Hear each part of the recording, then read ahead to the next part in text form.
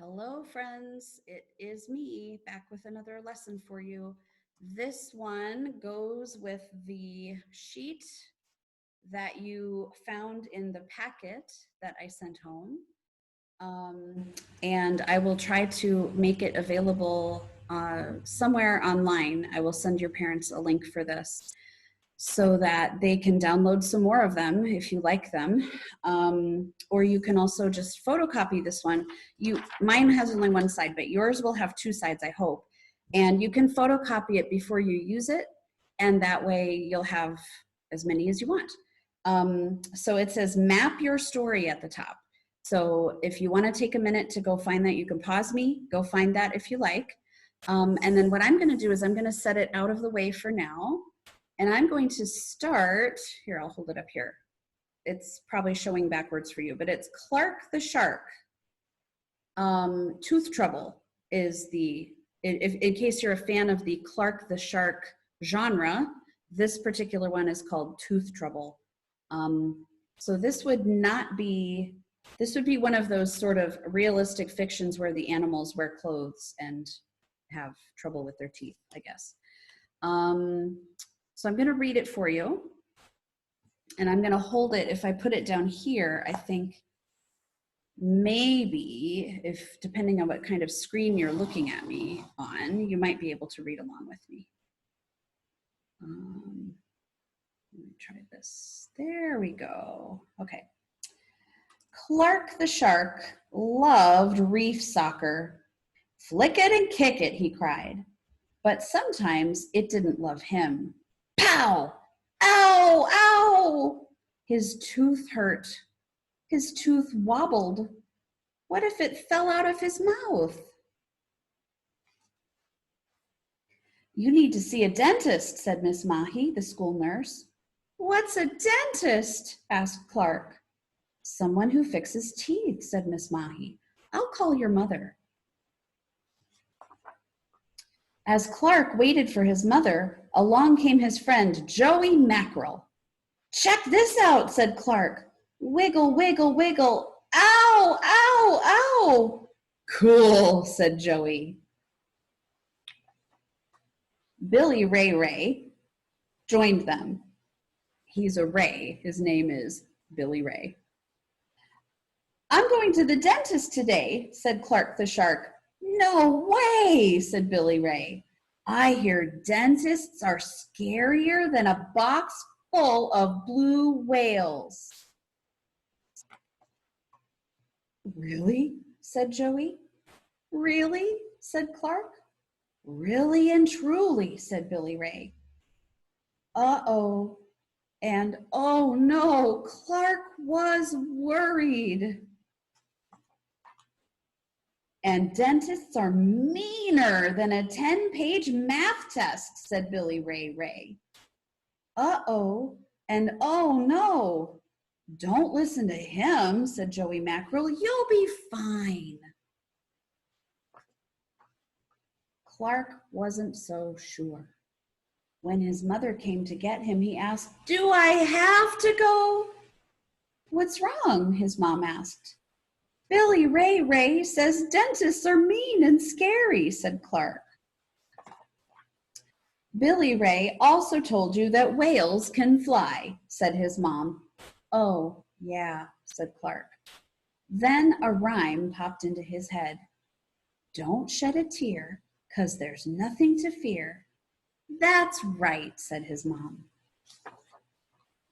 At last, Clark relaxed and smiled. He was his usual sparkly, sharky self until they reached the dentist's office, and Clark thought a scary thought. What if Billy Ray Ray is right? At the dentist's office, Clark wailed. He hung on to the door. He clung to the chairs. No, he said, you can't make me.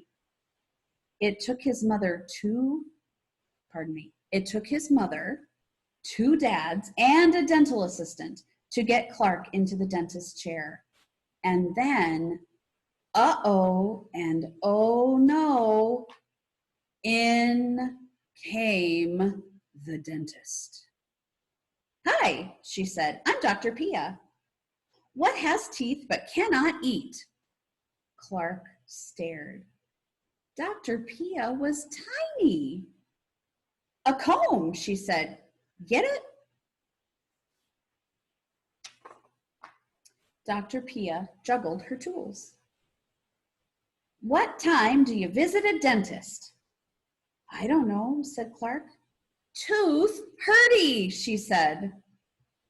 The dentist played happy music. Dr. Pia was nice. She had the gentlest fins and the silliest jokes. "What's a dentist's favorite animal?" asked Dr. Pia. "I don't know," said Clark. "What?" "A molar bear," she said. They laughed together. "Ha, ha, ha," roared Clark. Dr. Pia worked on his mouth. And then, "Here's that bad boy," said Dr. Pia. She held up the tooth. "The new one will come in soon. Want a seaweed lollipop?" The next day, Joey asked, "So, was the dentist scary?" Clark smiled and said, "I didn't shed a tear because there was nothing to fear." And that was the end. That one had a happy ending. Okay, I hope you enjoyed that. So I'm going to come back now to my worksheet here that says map your story. Now, this is not the way we would do it in the classroom, is it?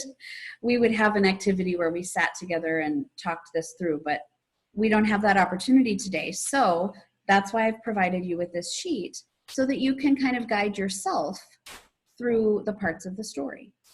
So you'll notice at the top here, it says title and author. So I'm gonna have to turn it. I can read upside down. I cannot write cursive upside down. There are some things I just can't do. So I'm gonna write, let me check now. Okay, Clark the shark. And I'm writing in my nicest cursive because folks, eventually I am going to see this work. So I still expect you to be writing in your nice cursive handwriting at home, okay? And then it asks me for the author, and down here it says written by Bruce Hale. Now, as I'm doing this, I'm realizing I did not provide you a place to write down the illustrator. I should have done that. So you feel free to add that. I'm just gonna add it here, illustrator. And his name is Guy, or Guy Francis. Okay, so I've recorded that information. Ooh, maybe, you know what? I'm gonna come up here and I'm gonna add tooth trouble, just in case I get this confused with all my other Clark the Shark stories. Okay, I'm gonna set that to the side. And now, this box here is asking me to name the characters. So let's think, who were the characters in this story? Well, of course we had Clark. We had Billy Ray, who wasn't so helpful, right? Okay. Well, you know, he had some other friends that encouraged him. He had Joey. And then, well, his mom, right? Clark and Clark's mom. It's okay to use all the lines up. So if you can get two names on a line, you go right ahead. And then, of course, the dentist, right? Pia, Dr. Pia. Okay. Now, the oval here, the oval here says setting. The setting is where the story takes place. So let's think about this. They are sharks, so we could say it takes place at the bottom of the sea. They appear to be at the bottom because I see some sand down here. So you could say it's in the ocean, it's in the sea. You can, if you know where this kind of shark is supposed to live. You could even tell me which ocean if you felt like going into that detail.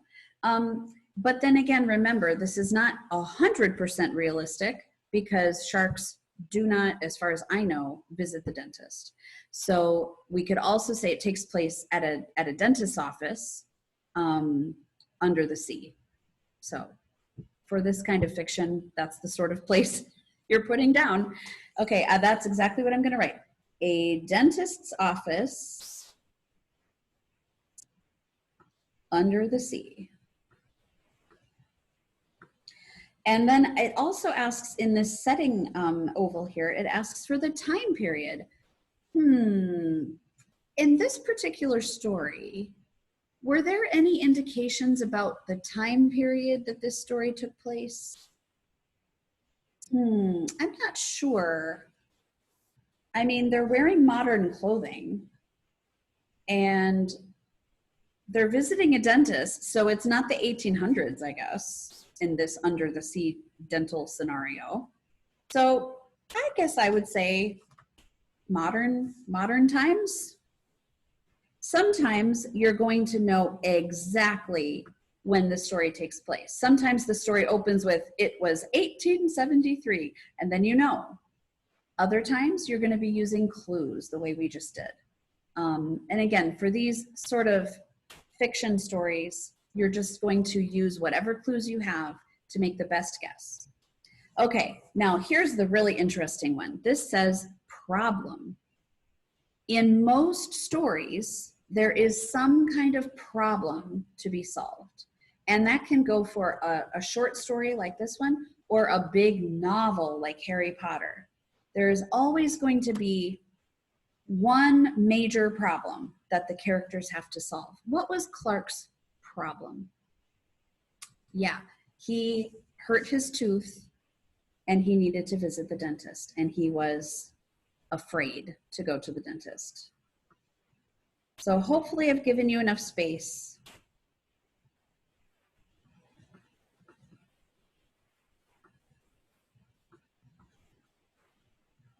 to write a couple sentences here. Not too much, but just enough to capture the problem in your story. Okay, and then the last box here, says solution. What was the solution to Clark's problem? Well, he trusted his mom. He went to the dentist and he realized that the dentist was friendly. So I'm not going to take the time. I won't make you watch me write all that, but that solution would go here. Okay, now you might think, well, I filled in all the blanks. I'm done with my worksheet. But oh no, my friends, this is a Montessori school.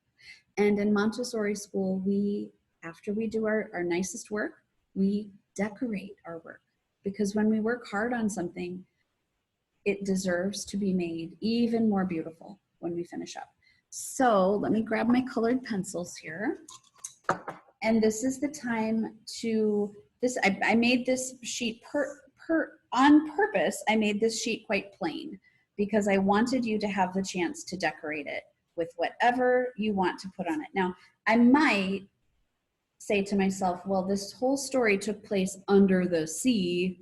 I'm going to draw some sea life on this paper. That would be great. You don't have to do that.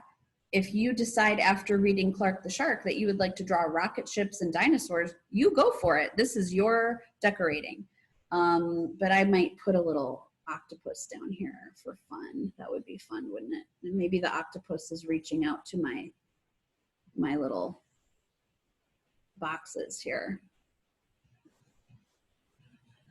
You will make beautiful decorations, I have no doubt. I don't know if I have 8 legs here. I got to work on that. Okay, so you kind of get the idea. Okay, I don't know that an octopus has eyes right there. Can you see that? Anyway, I'm going to keep decorating. You are going to turn off the video and go pick out a story that you want to read to yourself. And then if you need a reminder on how to fill out the sheet, just come on back and watch it again. You can just zoom fast forward up to the part where I start filling out the paper, and you'll have the instructions there. Okay? Happy reading, guys. Take care.